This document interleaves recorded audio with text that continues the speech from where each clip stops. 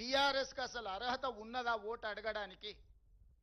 23లో అధికారం పోయి 24 పార్లమెంటులో గుండుసున్న వచ్చి 25లో సర్పంచ్ ఎన్నికలలో చావు తప్పి కన్నులొట్టబోయి ఈ పరిస్థితిలో అహంకారం, విషము, విద్వేషపూరితమైన ప్రసంగాలు, రెచ్చగొట్టే మాటలు స్థాయికి మరిచి